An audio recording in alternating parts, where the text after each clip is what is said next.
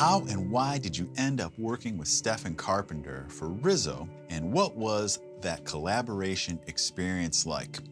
Before we went out to record Pass Out of Existence, Mark and Jim flew out to California to meet up with a guy named Scott Koenig. He was Fear Factory's manager at the time, and he was going to start managing CHIMAIRA. And so he wanted some of us to come out there to meet with him and just kind of mingle. And he'd always hang out at the Rainbow Bar and Grill, which is a famous lounge on Sunset Boulevard where all the rock stars always hang out. You know, Lemmy'd be up there all the time, the Guns N' Roses guys, way before my time, obviously, the Motley Crue, everything like that. So Mark and Jim just went out there, just, network. And they met with Scott and they went up to the Rainbow and they ended up sitting and chilling with Stephen Carpenter from the Deftones. We're all huge Deftones fans, obviously. B. Rio from Cypress Hill, Dino from Fear Factory. So it was just totally an awesome experience for Mark and Jim way early on before we had even done Pass Out or really done any touring and stuff like that to be hanging with some of our idols there.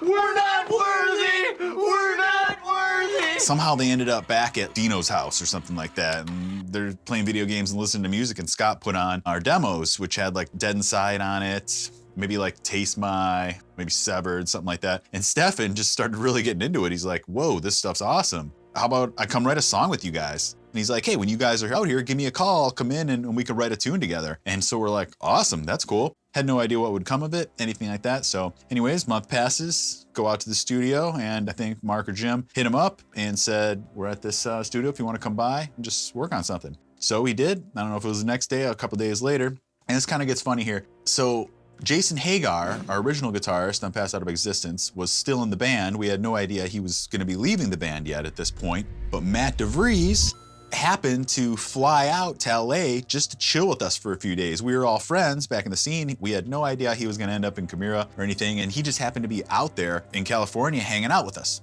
He was at the studio. Stefan shows up. He's got a couple guitars with him, a couple 7-strings, I'm sure his signature ESPs. There's like an outside parking lot area of this studio, and he just camps out at a table and just starts rolling joints. He has a huge bag of this Kush weed. Kush is like a super strong weed that dudes in Ohio, we had never even seen anything like that. None of us really smoked pot or anything, maybe Jim did, but none of us really did. Nobody really partied yet. Again, this is very early on. Stefan rolls this huge joint and just offers it to Matt. And Matt definitely never smokes weed, still doesn't. But just to be nice, because he's being offered a joint from Stefan from the Deftones, he decides to take it. So he takes this big rip off this Kush joint. So he gets super stoned.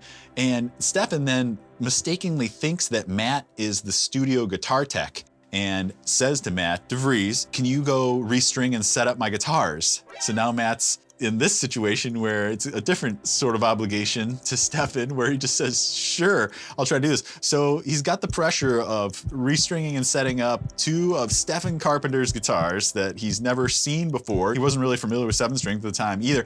And he's high as hell, And I don't even think he ever told Stefan that he's not the tech. Stefan just assumed he was like the studio guitar tech hanging out with us for some reason.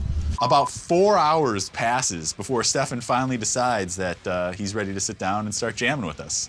We learned that day that that's how you do it out in LA. You sit around and get baked, then you go make music. We go in and Stefan just starts playing some riffs. We'd sit there and be like, oh, that riff's cool. Maybe play the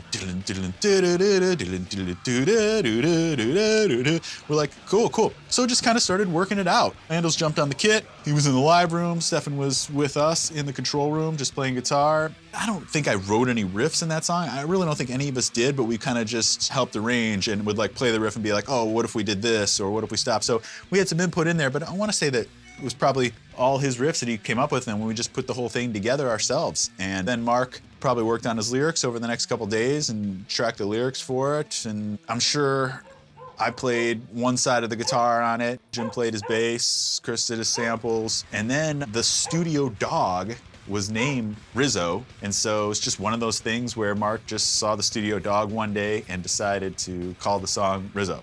To me, it's kind of like a deep song, I believe, about domestic abuse or something like that. I don't know. So just to off cuff, call it Rizzo. Anyways, the song's title has zero relevance at all to the lyrical content or the story of the song being created or whatever.